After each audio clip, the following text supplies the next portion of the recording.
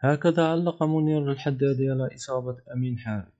تفاعل الدولي المغربي منير الحدادي مع الإصابة القوية التي تعرض لها الدولي المغربي أمين حارث في مباراة فريق مارسيليا أمام موناكو برسم الجولة الخامسة عشر من الدوري الفرنسي.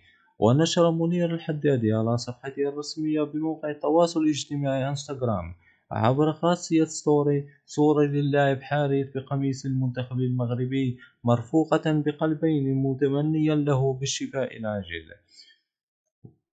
وتعرض أمين حارث لإصابة بليغة على ما ظهر في عدسات الكاميرات، وهو ما سيمنعه من المشاركة رفقة منتخبه المغربي في نهائيات كأس العالم قطر 2022 المقررة بين 20 و 18 دجنبر المقبل.